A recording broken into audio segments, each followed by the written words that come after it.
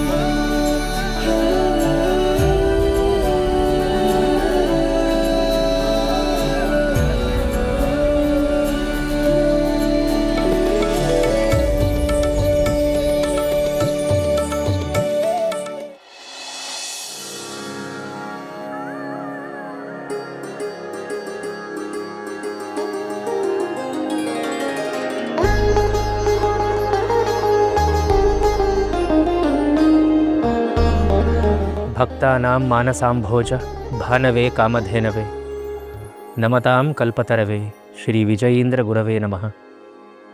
ಸುಧೀಂದ್ರ ತೀರ್ಥ ಗುರುಭ್ಯೋ ನಮಃ. ಗಂಗೆ ಹೇಳಿ,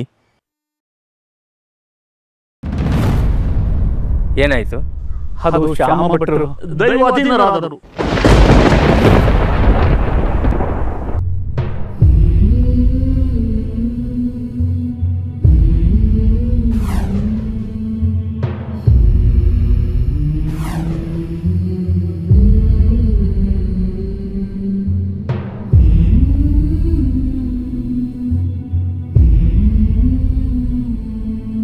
ಸದ್ಗತಿ ಪ್ರಾಪ್ತಿರಸ್ತು. ಬಯಸಿದ್ದನ್ನು ಪಡೆದುಕೊಂಡರು. ಜೀವನದುದ್ದಕ್ಕೂ ವೈದ್ಯರಾಗಿ, ಪುರೋಹಿತರಾಗಿ, ಕಾಯ ವಾಚ ಮನಸ ತ್ರಿಕರಣ ಶುದ್ಧಿಯಿಂದ ನರನಾರಾಯಣರ ಸೇವೆ ಮಾಡಿದ್ರು. ಪುಷ್ಪವಾಗಿ, ಕಾಯಾಗಿ, ಹಣ್ಣಾಗಿ, ಈಗ ಮಾಗಿ ಕಳಚಿದಾಗ ಶ್ರೀಹರಿ ತನ್ನದೆಂದು ಬಿಗಿದಪ್ಪಿಕೊಂಡಿದ್ದಾನೆ. ಓಂ ನಮೋ ನಾರಾಯಣಾಯ.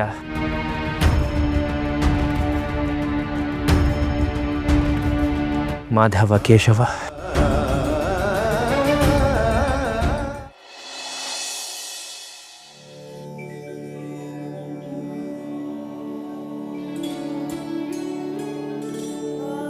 ಶ್ರೀ ಗುರುಭ್ಯೋ ನಮಃ. ಗುರುಭ್ಯೋ ನಮಃ. ಶ್ಯಾಮ ಭಟ್ಟರಿಗೆ ಮುಕ್ತಿ ಕೊಡಿಸಿ ಗುರುಗಳಿಗೆ ಗುರುವಾತ್ರಿ ರಾಘವೇಂದ್ರರೇ. ಗುರುಗಳೇ, ನಾವಿಲ್ಲಿ ನೆಪ ಮಾತ್ರವಲ್ಲವೇ?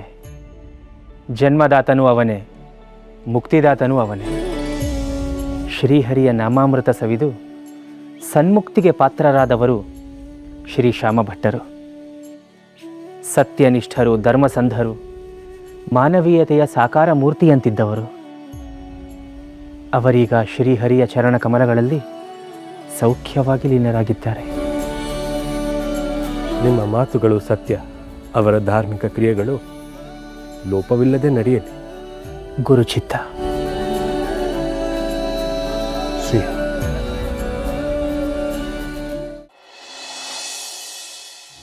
ನಿಂತ್ಕೋ ಲಕ್ಷ್ಮಕ್ಕ.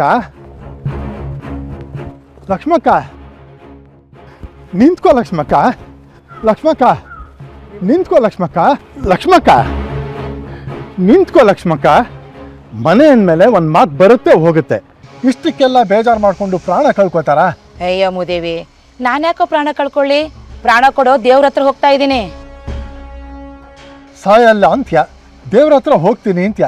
ದೇವ್ರ ಹತ್ರ ಹೋಗೋದು ಅಂದರೆ ಸಾಯೋದೇ ಅಲ್ವೇ? ಬೆಳಿಗ್ಗೆಯಿಂದ ಏನೂ ತಿಂದಿಲ್ಲ, ಕಾಲಕ್ಕೆ ಚಕ್ರ ಕಟ್ಕೊಂಡು ಹೋಳ್ತಾರ ಓಡ್ತಾ ಇದೆಯಾ? ಏನೋ ಆಗಿದ್ದಾಗೋಯ್ತು. ಅವ್ರಿಗೆ ಬುದ್ಧಿ ಹೇಳೋಣ, ನಡಿ ಊರಿಗೆ. ನಾನು ಬರಲ್ಲ ಅಂದ್ರೆ ಬರಲ್ಲ, ನೀ ನನ್ನ ಹಿಂದೆ ಬರಬೇಡ. ನಾನೇನೋ ಒಂದು ತೀರ್ಮಾನ ಮಾಡ್ಕೊಂಡಿದ್ದೀನಿ. ದೇವ್ರ ಹತ್ರ ನ್ಯಾಯ ಕೇಳ್ತೀನಿ, ಬಿಡು ದಾರಿನ. ನಿಂತ್ಕೋ ಲಕ್ಷ್ಮಕ್ಕ. ಅಯ್ಯೋ, ಬಿಡು. ದೇವ್ರ ಹತ್ರ ಹೋಗ್ತೀನಿ ಅಂತಾಳೆ. ಯಾವ ದೇವರು, ಏನು ಕತೆ? ಈ ಲಕ್ಷ್ಮಕ್ಕನ ಮಾತೇ ಅರ್ಥವಾಗೋದಿಲ್ವಲ್ಲ.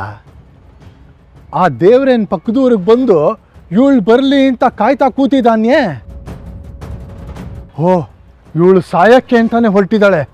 ಲಕ್ಷ್ಮಕ್ಕ ಕಪಿಗಳ ಸೈನ್ಯ ಅಂದ್ರೆ ಗೊತ್ತಾ ನಿಮ್ಗೆ? ಗೊತ್ತಿಲ್ಲ ಗುರುಗಳೇ. ನೀವೇ ಆ ಸೈನ್ಯದ ರಾಜ, ನೀವೇ ಅಲ್ವಾ ಗುರುಗಳೇ? ಲಕ್ಷ್ಮಕ್ಕ ನಿಂತ್ಕೋ ಲಕ್ಷ್ಮಕ್ಕ.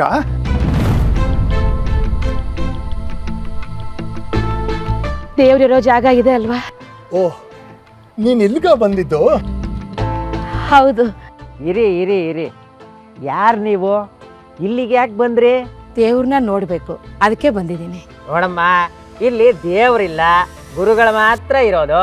ನಿಮಗೆ ಗುರುಗಳು, ನಮಗೆ ನಡೆದಾಡೋ ದೇವರು ರಾಘವೇಂದ್ರ ಗುರುಗಳು. ದೇವಸ್ಥಾನದ ಒಳಗಡೆ ಇರೋದು ಕಲ್ಲು ದೇವರು. ಗುರುಗಳು ನಮಗೆ ನಡೆದಾಡೋ ದೇವರು. ಶ್ರೀ ರಾಘವೇಂದ್ರ ಗುರುಗಳು ಸತ್ತವ್ರನ್ನ ಬದುಕಿಸಿರೋ ಮಹಾತ್ಮರು. ಮಂತ್ರವಾದಿಗೆ ಮಣ್ಣು ಮುಕ್ಕಿಸಿ ಬಡವರಿಗೆ ನ್ಯಾಯ ಕೊಡಿಸಿರೋ ಪುಣ್ಯಾತ್ಮ.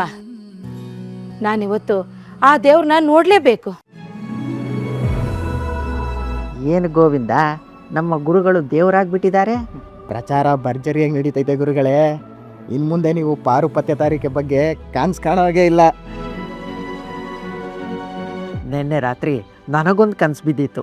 ಆ ಕನಸಿನಲ್ಲಿ ನಾನು ನಿನ್ನ ಪುಕ್ಕೆ ಇಸ್ಕಿ ಸಾಯಿಸ್ತಾ ಇದ್ದೆ. ಅದನ್ನು ನನಸು ಮಾಡ್ಲಾ ಗೋವಿಂದ? ಬೇಡ ಗುರುಗಳೇ. ಅದು ನೀವು ನೋಡಬೇಕು ಅಂದಿದ ತಕ್ಷಣ ಗುರುಗಳು ಓಡ್ ಬಂದು ನಿಮ್ಮನ್ನು ನೋಡೋಕ್ಕೆ ಅವರು ನಿಮ್ಮನ್ನ ಎಂಟ್ರಲ್ಲ.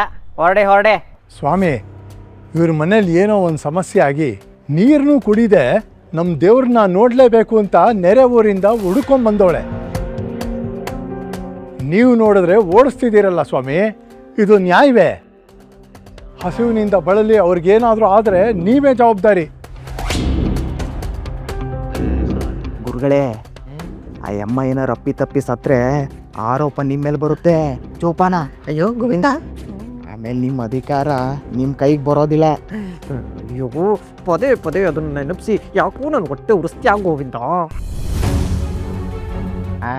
ಹೊರಡೆ ಈಗ ನೀವು ಹೊರಡಲಿಲ್ಲ ಅಂದರೆ ನೀವು ನನ್ನ ಹೊಡೆದ್ರು ಕೊಂದರೂ ಸರಿ, ನಾನು ನನ್ನ ದೇವ್ರು ನೋಡದೆ ಇಲ್ಲಿಂದ ಹೋಗೋದಿಲ್ಲ.